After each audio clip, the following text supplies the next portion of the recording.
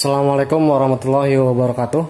Kali ini coba saya akan bahas materi fisika untuk kelas 10 dan biasanya juga terdapat pada kelas 7 tentang besaran, dimensi, angka penting, dan pengukuran.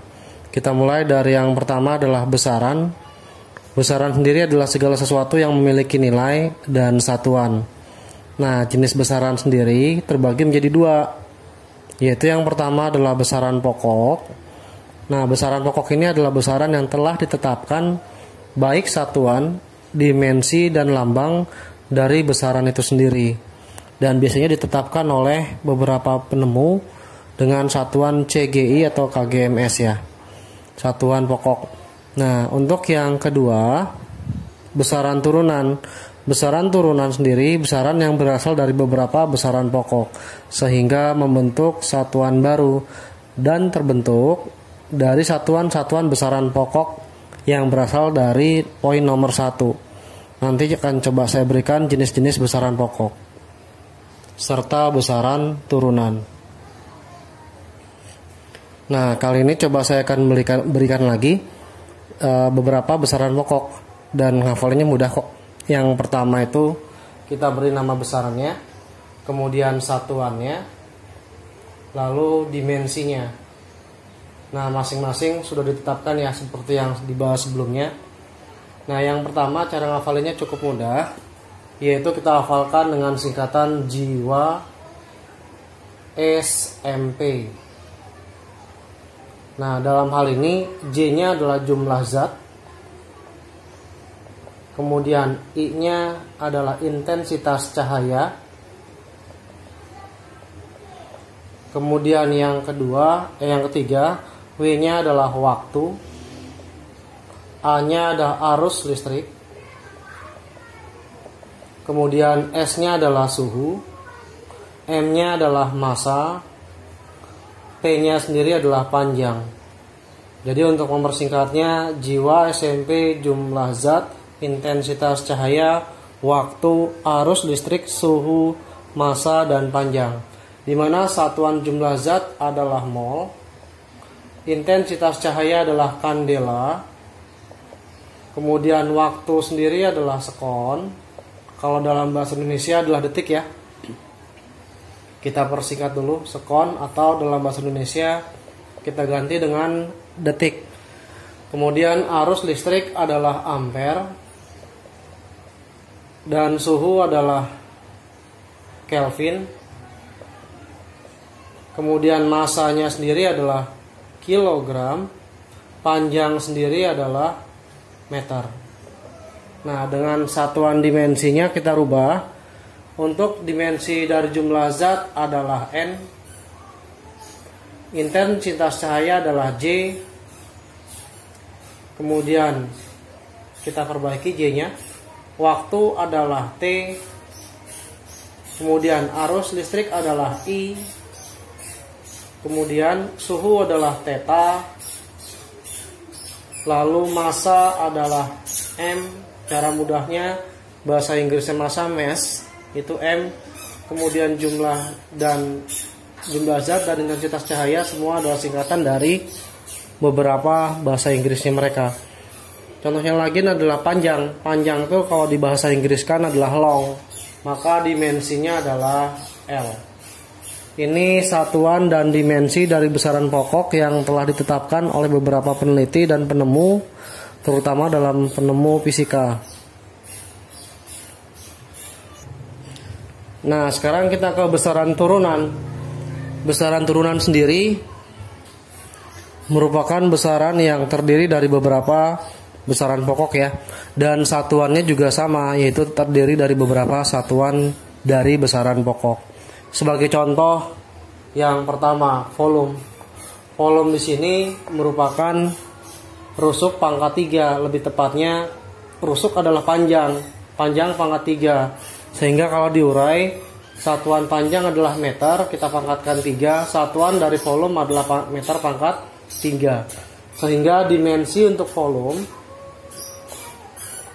ketika dia panjang atau meter pangkat 3, tadi meter satuan dimensinya adalah L, maka kita ganti L pangkat 3. Sesuaikan dengan besaran pokoknya ya. Terus yang kedua, misalkan percepatan. Nah, percepatan sendiri dia punya satuan sendiri, yaitu M per sekon pangkat 2. Sehingga kalau kita rubah menggunakan sifat pembagian, M per S pangkat 2. Menggunakan sifat eksponen, pangkat positif di bawah kita naikkan ke atas, S pangkat min 2. Satuan dari percepatan ada meter per sekon kuadrat atau ditulis sebagai M kali S pangkat min 2. Nah, di sini untuk mencari dimensi dari percepatan, sekarang kita ganti sesuai dengan bentuknya. Nah, meter sendiri adalah satuan dari panjang. Panjang long, otomatis dimensinya adalah L. S sendiri satuan dari waktu yang namanya sekon.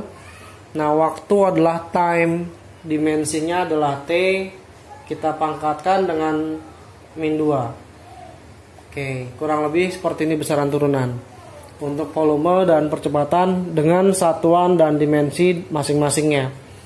Lalu ada yang namanya gaya. Gaya kita punya lambang F karena bahasa Inggrisnya adalah force. Nah, otomatis si F kita gunakan rumusnya adalah M kali A. Massa dikalikan percepatan. Massa punya satuan kilogram dikali A itu percepatan meter per sekon pangkat 2. Atau nama lainnya dalam bahasa fisika, satuan gaya adalah Newton. Nah, sekarang karena satuannya kita urai, satuan dari gaya adalah kilogram meter per sekon kuadrat. Kita rubah ke bentuk dalam matematik kilogram meter per sekon pangkat 2 atau kilogram meter sekon pangkat min 2. Dimensi dari gaya kita rubah karena satuannya boleh menggunakan kilogram meter per sekon pangkat 2 atau bentuk lainnya kilogram M kali S pangkat min 2, maka dimensinya adalah kilogram M, kemudian meter adalah L, lalu sekon atau waktu adalah T pangkat min 2. Ini adalah dimensi dari gaya. Kita masuk ke dimensi dan satuan besaran turunan lainnya, yaitu kita ambil contoh usaha atau energi serta impuls. Nah, usaha atau energi, kenapa saya beri garis miring? Karena nanti akan saya buktikan bahwa satuan dan dimensi dari usaha energi akan menghasilkan bentuk yang sama. Usaha sendiri memiliki lambang W yang rumusnya F dikali dengan S. F-nya sendiri adalah M kali A. Kemudian kita kalikan dengan si S. Satuan massa sendiri adalah kilogram meter per sekon kuadrat. Satuan percepatan dikali jaraknya adalah M. Kalau dikali kilogram, meter kali meter menjadi meter pangkat 2 per sekon pangkat 2. Lalu energi kinetik sendiri adalah EK dan energi potensial adalah EP, masing-masing EK setengah M V pangkat 2 dan EP adalah M kali G kali H. Karena setengah adalah koefisien dari MV kuadrat, maka kita bisa hiraukan karena tidak memiliki satuan. Nah, sedangkan satuan dari massa adalah kilogram dan satuan dari kecepatan adalah meter per sekon, kita kuadratkan sehingga diperoleh kilogram meter kuadrat per sekon kuadrat. Sedangkan energi potensial yang saya rumuskan M kali G kali H, sebelumnya sudah ada bahwa M satuannya adalah kilogram, G percepatan gravitasi adalah meter per sekon kuadrat, kita kalikan dengan H adalah ketinggian, satuannya meter. Ketika dikali menjadi kilogram, meter kali meter menjadi meter kuadrat per sekon kuadrat. Sehingga kita ambil kesimpulan bahwa satuan energi atau usaha kilogram meter kuadrat per sekon kuadrat, atau dalam bentuk baku kilogram meter pangkat 2 kita ubah ke dalam S pangkat min 2. Nah, dimensi dari usaha atau energi sendiri, kilogram satuan massa punya dimensi adalah M meter kuadrat, dimensinya adalah L kuadrat, Lalu S adalah waktu, kita ganti dengan T pangkatnya min 2. Kita masuk ke impuls. Impuls sendiri lambangnya adalah I yang dinotasikan dengan M delta V atau F dikali delta T. Baik rumus kiri atau rumus kanan menghasilkan satuan yang sama, sehingga kita ambil yang kiri saja ya. Nah, karena M kali delta V satuan massanya adalah kilogram, sedangkan delta V sendiri adalah kecepatan akhir dikurang kecepatan awal. Karena simbolnya hanya satu, yaitu kecepatan tanpa diubah apapun, satuan kecepatan meter per sekon, atau diubah ke dalam bentuk pangkat kilogram meter pangkat 1 S pangkat min 1. Sehingga dimensi dari impuls kita ganti kilogram menjadi M.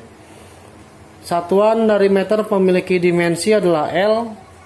Satuan dari waktu atau sekon pangkat min 1 kita ubah menjadi T pangkat min 1. Oke, itu contoh cara mencari dimensi pada besaran turunan. Yang terpenting adalah satu, harus menghafalkan rumusnya. Yang kedua, satuan dari besaran pokok dari rumus yang diberikan sudah tahu atau sudah mengetahuinya. Maka dimensi mudah dicari. Terima kasih. Kita masuk ke angka penting. Nah, pengertian angka penting sendiri adalah angka yang digunakan dalam sebuah taksiran atau penaksiran. Kalau dalam bahasa Indonesia mungkin adalah pembulatan ya. Bukan mungkin lagi, tapi merupakan pembulatan. Yaitu pada proses pengukuran, baik proses pengukuran apapun dalam bidang mesin biasanya. Ketentuan yang dimiliki oleh angka penting terbagi menjadi beberapa jenis. Yaitu yang pertama, semua angka bukan nol adalah angka penting. Nah, dalam hal ini saya misalkan contoh, kalau ketemu angka 231574. Nah, ini angkanya bukan 0 semua. 1, 2, 3, 4, 5, 6, maka ada 6 angka penting. Kemudian yang kedua, 1, 2, 7, 5. Nah, di sini tidak ada angka 0, maka ada 4 angka penting. Atau dengan menggunakan desimal, misal 37,181.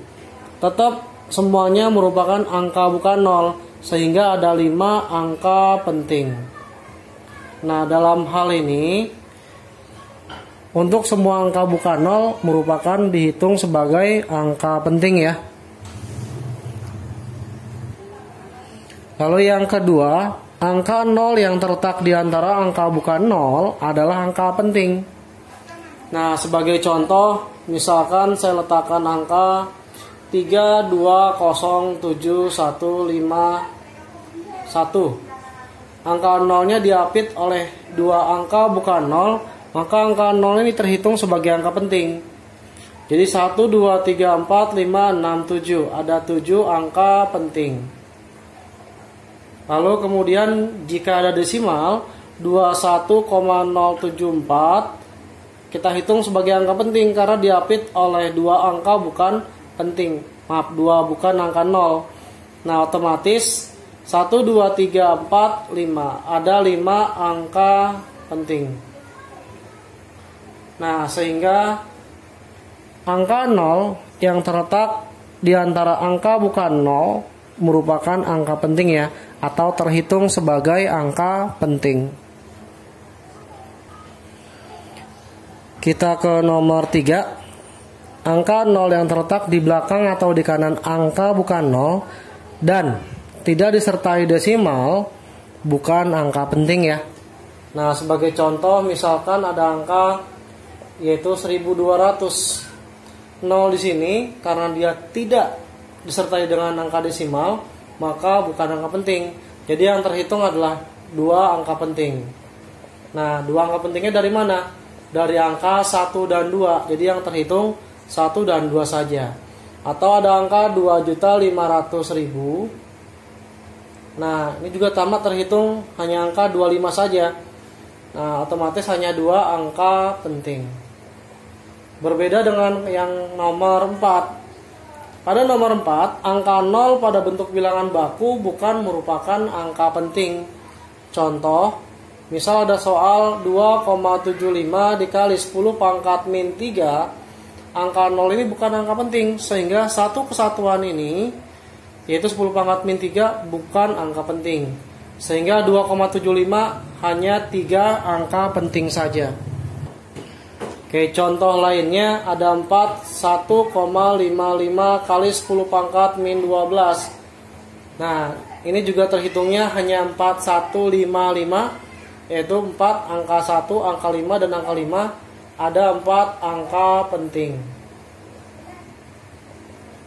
gitu ya. Atau misalkan 2,013 dikali 10 pangkat 5 misalkan. Walaupun 2 kali 013 10 pangkat 5, maka yang terhitung ini bukan angka penting, hanya 4 angka penting saja, angka 2, angka 0. Nah, angka 0 di sini memenuhi syarat nomor 2 karena dia diapit angka bukan 0, sehingga dianggap sebagai angka penting. Nah, untuk 2,013 ada 4 angka penting.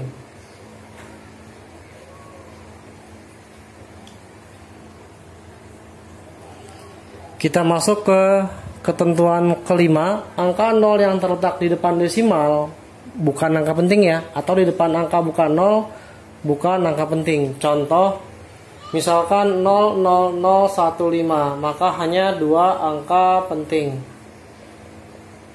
Ataupun dituliskan misalkan 0,0075 1. Nah, ini terhitungnya hanya 7, 5, dan 1, yaitu 3 angka penting saja. Kemudian yang berikutnya untuk nomor 6, angka 0 yang terletak di sebelah kanan desimal dihitung sebagai angka penting. Misalkan 27,00. Nah, ini terhitung sebagai angka penting, maka ada 1, 2, 3, 4 angka penting pada soal di bawah. Kemudian kalau seandainya 0,27300, nah ini terhitungnya juga sama sebagai angka penting untuk 0 yang sebelah kanan. 0 yang sebelah kirinya bukan angka penting, sehingga ada 1, 2, 3, 4, 5. Ada 5 angka penting pada angka 0,27300. Oke, untuk angka penting sekian, terima kasih. Mari kita masuk ke pengukuran. Pengukuran dalam hal ini yaitu fisika terbagi menjadi 2. Yang pertama adalah 1, jangka sorong. Jangka sorong sendiri dia punya gambar kurang lebih seperti ini. Misalkan ini angka 6, 1, 2, 3, 4, 5. 1, 2, 3, 4, 5. Kita anggap di sini berhentinya di angka 0. 1, 2, 3, 4, kemudian 5, kemudian 1, 2, 3, 4, 5. Kita anggap 10 di sini ya. Ini kita anggap satu garis, 1, 2, 3, 4, dan yang terakhir 15 di sini. Dalam jangka sorong, untuk melakukan pengukuran, angka yang atas disebut dengan skala utama. Kemudian angka yang bawah disebut dengan skala nonius. Gitu ya. Hasil pengukurannya satuannya harus dalam senti. Tapi kalau ingin dirubah ke dalam meter, ke dalam desimeter, ataupun milimeter, silakan. Ketentuan untuk mencari hasil ukur pada jangka sorong, HU sama dengan skala utama ditambah 0,01 dikali skala nonius. Oke, saya singkat dengan bentuk rumus seperti ini ya. HU-nya adalah hasil ukur. Kemudian yang kedua, SU-nya adalah skala utama. Kemudian SN-nya adalah skala nonius. Nah, dalam hal ini untuk contoh nomor 1, jangka sorong, jawabannya untuk mencari hasil ukur sama dengan skala utamanya yang besar berhenti 6, 6,1, 6,2. Tapi 6,3-nya sudah lewat dari angka 0. Maka angka 0 di sini letaknya adalah setelah 6,2. Besar skala utamanya 6,2 ditambah 0,01 Nah, skala nonius dilihat dari letak garis yang sama antara skala utama dengan skala nonius. Tadi saya bikin di sini yang sama, yaitu di angka 11 pada angka noniusnya. Di sini terhitungnya 0, 1, 2, 3, 4, 5, 6, 7, 8, 9, 10, 11. Maka kita kalikan angka noniusnya adalah angka 11. Maka ketika dihitung menghasilkan angka 6,2 ditambah 0,01 dikali 11 menjadi 0,11. 6,2 ditambah 0,11 menjadi 6,31 cm. Maka hasil ukur dari jangka sorong dari contoh yang disebutkan adalah 6,31 cm. Mau dirubah ke meter silahkan, tergantung dari pilihan ganda pada soal tersebut. Kita masuk ke bagian pengukuran kedua, yaitu mikrometer sekrup. Di sini sudah saya gambarkan gambar dari mikrometer sekrup. Yang vertikal ini disebut dengan skala nonius, dan yang memiliki bentuk horizontal adalah skala utama. Kalau kita singkat HU tadi adalah hasil ukur, SU skala utama, dan SN adalah skala nonius. Rumusnya sama, yaitu HU atau hasil ukur SU ditambah 0,01 dikali skala nonius. Ini perbedaannya adalah terletak di satuan. Satuan dari mikrometer sekrup adalah milimeter. Oke, perbedaannya di sini ya. Nah, kalau sudah, maka untuk mencari hasil ukurnya cukup ganti ini 678. Nah, 8,1,2,3 sebagai skala utamanya, yaitu 8,3 kita letakkan tepat di bawah skala utama. Ditambah 0,01 dikali skala noniusnya kita hitung dari bawah. Tepat yang sama adalah garis ini dengan skala utama. Antara skala nonius dengan skala utama yang segaris adalah ini.